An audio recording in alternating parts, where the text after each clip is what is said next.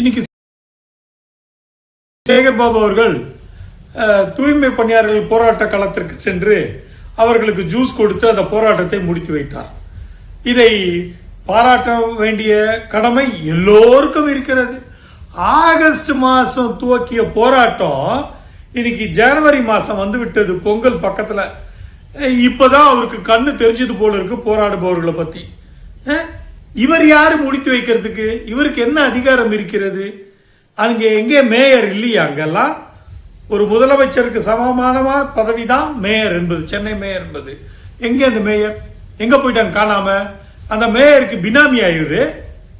என்ன நடக்குது நாட்டில்? ஒரு புரோட்டோகால் இல்ல, ஒன்னும் இல்ல. உள்ளாட்சித்துறை அமைச்சராச்சும் வந்து சொல்லியிருந்தா கூட நியாயம் சொல்லிக்கலாம். இவருக்கு என்ன அதிகாரம் இருக்கிறது?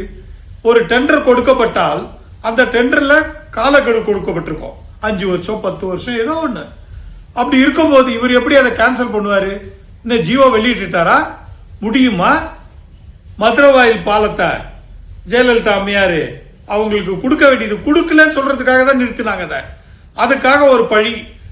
கூவமாத்துல பில்லர் போட்டாக்கா கூவமாத்து பில்லர் நிக்காதுன்னு இப்படி ஒரு ஆய்வறிக்கையை கொடுத்ததாக சொல்லி ஒரு பொய்யான மக்களுக்கு பிரச்சாரத்தை பண்ணி மதுரவாயில் பாலத்தை இன்னி வரைக்கும் கட்டி முடிக்கல. இதால பல ஆயிரம் கோடி ரூபாய் மக்கள் வரி பண நஷ்டம். இப்ப இதான் உண்மை. அதே போன்றுதான் இதுவும். ஏன்னா தேர்தல் வருது இல்ல, அடுத்த 2 மாசத்துல இந்த கேப் மாறித்தனம், முள்ள மாறித்தனம். இவங்க எல்லாம் அமைச்சருங்க. இந்த அமைச்சர்களை எல்லாம் நீங்க தேர்ந்தெடுக்கிறீங்க. நிச்சயம் நடக்குமா? தூய்மை பணியாளர்களுக்கு நிச்சயம் பண்ணி கொடுத்துருவாங்களா? அப்போ 2 ஜோன் மண்டலம் மட்டும் கொடுத்தா போதுமா? மீதி மண்டலம் எல்லாம் தேவையில்லையா? மீதி மண்டலம் கான்ட்ராக்டர் கிட்ட தான் வேலை செய்யணுமா? அது என்ன, அவர்கள் என்ன பாவம் செய்தார்கள்? அவர்களுக்கு ஏன் கொடுக்க கூடாது? அயோக்கியத்தனமான அரசியல், கேடுகெட்ட அரசியல். இதுக்கெல்லாம் வேணும்னா நேர்மையான வாக்கு. நீங்க சிந்திச்சு வாக்களிக்கலன்னா இந்த மாதிரி கேப் மாறி முள்ள மாறி இப்படிதான் ஏமாத்தி கொள்ளை அடிப்பவர்கள் தான் இந்த நாட்டை ஆண்டு கொண்டிருப்பார்கள்.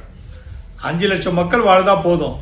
7 கோடி மக்கள்ல மற்றவெல்லாம் செத்தா சாவட்டும்.